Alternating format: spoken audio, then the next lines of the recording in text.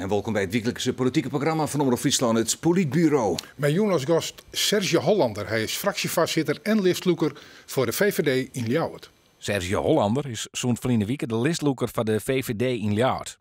Zijn partij is zo'n de Kamerverkiezings van maart virtueel de grootste van de Haatstad. En de almachtige PvdA zakken net zonder plak. Wordt bij de raadsverkiezingen in november de macht van de Partij van de Arbeid brutsen? Ja, Sergio Hollander, welkom in het Politbureau. Dankjewel. Hoe die verkiezingen in Ljouwert zullen we dadelijk hebben. Eerst eventjes hoe de gevolgen van de landelijke verkiezingen. Dus er kwam toch nog onverwacht een eind onder formatie van het kabinet VVD, D66, CDA en GroenLinks. In jou het onkommission? Nee, ik wist wel dat het moeilijk zou zijn. Hè? Gezien de samenstelling van de partijen die in die informatieronde zitten, dan kan je wel denken van er zijn wel een aantal stevige noten die je moet kraken. Ja, het is misgegaan op migratie, hè, de migranten. Ja. Je dat verwachten? Nee, ik had eerder gedacht veel meer in, laten we zeggen, de inkomenspolitiek of aan de duurzaamheidskant dat het daar wat lastig lag. Hè? Met name ook recent natuurlijk het nieuws Buma die aangaf dat hij eigenlijk daar toch ook anders over dacht. Dus ik dacht van als er dan een breekpunt zat, dan zit het daar. Ja. Nee, het is anders gelopen. En wat is het favoriete scenario? Hoe moet het nog Hoe verder? gaat het verder? Nou ja, het is een lastige. Ik ben blij dat ik even niet in de schoenen sta van de informateur. En ook niet in de schoenen van de onderhandelaars. Dus ik ben heel benieuwd, net als jullie, wat eruit komt. Maar wat had je voorkeur? ChristenUnie, is dat een optie? Of dan toch liever nog eens beziekje met GroenLinks? Er ben ik VVD's die de vlagen uitsteken naar GroenLinks net meer maken. Ja, daar behoorde ik niet toe. Omdat ik vind dat uiteindelijk heeft de kiezer altijd gelijk. En de kiezer heeft gekozen. En de kiezer heeft je aan tafel gezet. Dus daar moet je gewoon samen met elkaar in ieder geval een goed gesprek over voeren. ChristenUnie zou zeker een optie kunnen zijn. Om nu meteen weer terug te gaan, denk ik, in deze samenstelling heeft denk ik weinig zin. Dus deze al even van voorlopig net Rutte Nee, ik kan me voorstellen dat je dat nu even niet doet. Maar dat je eerst nog wel even goed gaat kijken wie er nog veel meer interesse hebben. Ja, Wilders het ik al zijn. Hè? De PVV is wat hem betreft nog altijd een serieuze optie. De Tweede Partij van Nederland. Ja, ik kan me voorstellen dat hij dat aangeeft. Als VVD heb ik daar veel meer moeite mee. Okay. Ja, veel meer moeite mee? Of zit je van... Nee, ik vind dat zou voor mij niet bespreekbaar zijn. Nee. Ik zit niet aan tafel, maar als het mij zouden vragen, als Mark Rutte mij morgen zou bellen van, vind je dat een goed idee? Dan zou ik zeggen nee. Nou, hij vindt het zelf geen goed idee. Daar hadden we wel duidelijk over west. Dus daar hoeven we net veel over te praten. Dan geven we even waarom, of dichterbij naar Ljouwert. Ja. Uiteindelijk ben je listloeker van de VVD voor de raadsverkiezingen, die trouwens al in november binnen in Ljouwert. Wat is nou het speerpunt van Jim? Waar wil je hem nou de verkiezingen mee in? Want Ljouwert zit er geweldig voor. Ja, Leeuwarden staat er goed voor, maar het kan nog veel beter. Want wij zijn tevreden. Ik woon in deze stad, ik ben hier opgegroeid, ik ben hier geboren. Ik zie dat deze stad veel mooier is geworden, veel beter is geworden. Dus PvdA gaat het goed in. Er zijn heel veel partijen die het goed hebben gedaan. Want er is natuurlijk de PvdA heeft regelmatig in het college gezeten, al heel lang natuurlijk. Maar ook de VVD heeft regelmatig aan het college deelgenomen. En volgens mij niet onverdienstelijk. En daarnaast nog veel andere partijen. Maar wat ik zie is dat het goed gaat met de stad. Maar wat ik ook zie is dat de problemen nog steeds groot zijn. Als ik kijk naar bijvoorbeeld naar de uitkeringen in Leeuwarden. Leeuwarden zijn de uitkeringen het dubbele van wat het landelijke gemiddelde is. En dat weiger ik niet te accepteren. Als wij die vraag stellen als VVD aan het college van, goh, daar moet u aan werken. Tot nu toe krijgen we de reactie van, ja, maar dat heeft te maken met de samenstelling van de inwoners van Leeuwarden. En dat vind ik te makkelijk. Ik gun onze inwoners een baan. En ik denk dat dat de eerste stap is. Maar dat is de Partij van de Arbeid. Ik zei ze, maar als je het CZ laat net om de geerstelling van de bevolking van jou, waar laat het dan wel om? Nou, uiteindelijk, volgens mij is het een hele grote mix aan allerlei factoren. Als wij nu kijken, dat je kijkt naar de uitkeringen, als je kijkt naar de werkgelegenheid, als je kijkt naar de economie in Leeuwarden. We hebben net het verkiezingsprogramma afgerond. We hebben met heel veel ondernemers gesproken. En die waren ook lang niet altijd positief over de stad. Omdat ze te weinig ruimte kregen, of omdat ze weinig gehoor kregen bij de gemeente, of omdat ze vonden dat de gemeente er eigenlijk te weinig voor hun was. En daardoor ook overwogen om bijvoorbeeld de stad uit te trekken, niet naar de stad toe zijn gekomen. Andere ondernemers ook adviseerden om vooral ook niet zich in Leeuwarden te vestigen. Echt een VVD-stokpaardje, de romte van de ondernemers. Dat is zo oorsmatten? Ja, het begint daar, vinden wij. Hè, want die ondernemers die zorgen uiteindelijk voor de banen. En die banen zijn heel erg belangrijk om de mensen uit de uitkering te krijgen. Dus het is te makkelijk om te zeggen van, nou, laten we nou alleen maar aan de uitkeringkant kijken, want dan komen we er nooit.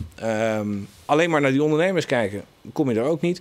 Dus je zal echt aan alle raderen moeten gaan draaien om ervoor te zorgen dat we hier meer banen krijgen, meer welvaart. En daardoor weer ook gewoon gelukkiger worden. Ja. Maar daar gaat de politiek toch helemaal naartoe? Dat zijn toch vestigingsvoorwaarden die worden aanwagen door ondernemers zelf en die beslissen zelf als ze ergens investeren of niet? Ja, maar heel veel vestigingsvoorwaarden hebben op een of andere manier altijd te maken met de gemeente. We hebben te maken met de gemeente over bijvoorbeeld als je kijkt naar de afgelopen periode ons heel erg druk om hebben gemaakt, is dat die ondernemer meer ruimte krijgt. Als je kijkt naar de binnenstad, op een gegeven moment kopte de Telegraaf over Leeuwarden de stad zonder naam. Stad zonder naam omdat er nergens een reclamebord mocht hangen. En die ondernemer zegt, ja, ik moet toch wel uit kunnen leggen wat mijn bedrijf is. Dat is hetgene waar je als gemeente meteen invloed uitoefent op het welbevinden van zo'n ondernemer. Maar ook over of je wel of niet op zondag open mag. Koopzondag. Koopzondag. We zijn heel blij dat de koopzondag terug is gekomen.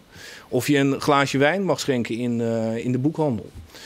We zijn heel blij dat ook op initiatief van de VVD inmiddels er meer ruimte komt voor ondernemers om dat ook aan te bieden. Maar aan de andere kant blijft het van belang dat een gemeente stuurt om vat te komen dat de zaak uit de hand rint. Ik neem maar eens even een centrale, waar allerlei ondernemers misschien wel wat willen, maar dat gaat op den duur ten koste van de binnenstad. Dus zo'n gemeente moet sturen. Klopt, we zijn ook niet tegen sturen. Hè? Want sturen dat doe je altijd. En ik denk, daar ontkom je ook niet aan. Maar minder sturen dan?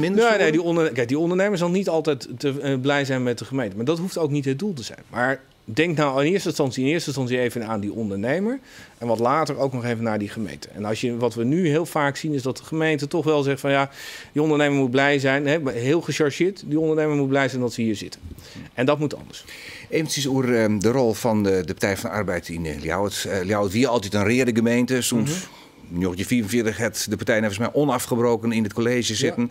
Ja. Soms zit de VVD erin, CDA zit er meestal wel in. Nou, wat andere partijen hebben we wel eens in zitten. GroenLinks, nou inderdaad, Paul GroenLinks, maar we nog steeds. Ja.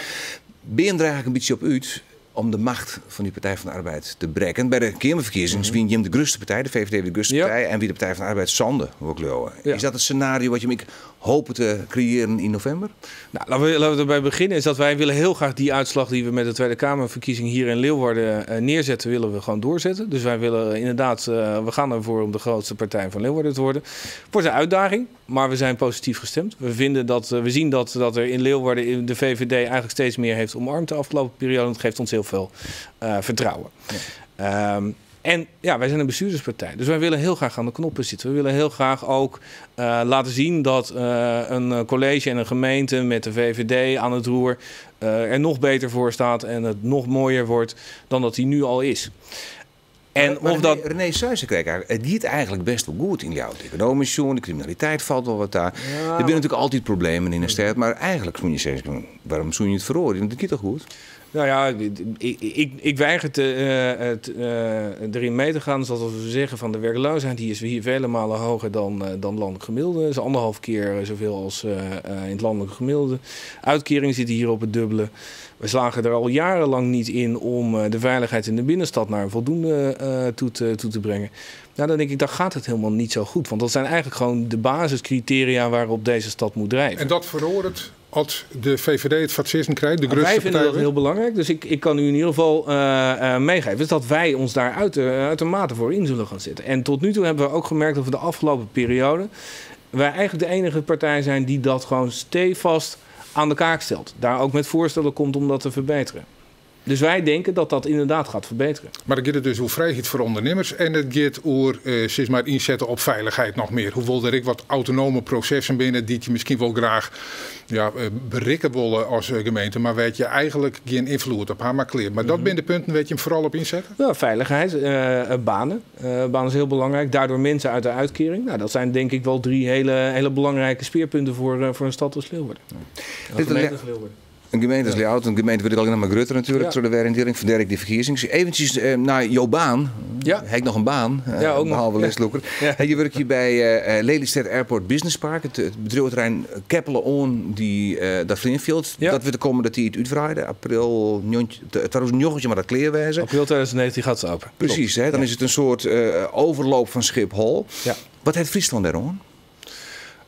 Ik denk dat Friesland, buiten, er zitten altijd twee kanten aan zo'n verhaal. Je hebt er altijd rekening mee te houden dat er ook een overlast door kan ontstaan.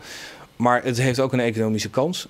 De economische kans die ik zie van dichtbij, ik werk niet voor de Schiphol-organisatie, maar wel voor het bedrijventerrein, is dat het tot heel veel bedrijvigheid ook naar Flevoland toetrekt. En daardoor eigenlijk gewoon ook bedrijvigheid voor met name de zuidkant van Friesland en wellicht wel verder.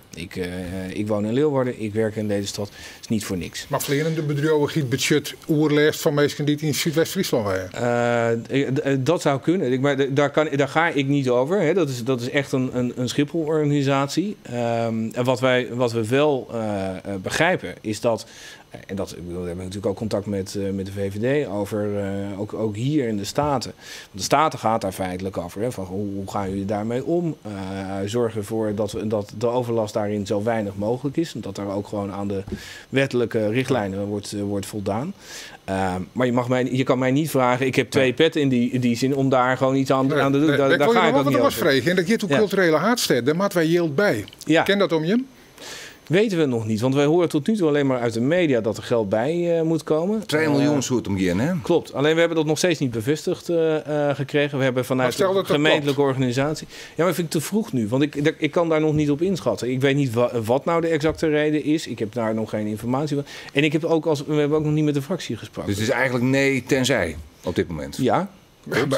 Ik wil net met de voet op tafel slaan en blinder wat we onnota thuis zijn, dat is het en geen cent meer. Nee, want kijk, aan de andere kant, heel simpel, de VVD heeft ooit, en vind het nog steeds een van de lastigste onderwerpen die ik ooit heb moeten uitspreken in de Raad. Dat was mijn onderwerp in de tijden van de culturele hoofdstad, wel of niet de culturele hoofdstad. Ik was daar kritisch op. Ik was daar heel kritisch op. En nog altijd? Nee, want ik heb gezegd op het moment dat we de culturele hoofdstad binnenhalen, dan moeten we er ook voor gaan staan. Dan is het ook, Wat het kost het? Nou, nee, dat wil ik ook niet zeggen. Want een blanco checks doen we niet aan in deze wereld. En zeker niet in de politiek. Maar je moet wel, je wil dat het een succes is. Lieve afwachten, als die 3 miljoen inderdaad die loskomt, zowel van de provincie als van de gemeente Ljouwert. Intussen niet, CWMCN, hoe Gerco van Beek, uw gast, je het tekenen het.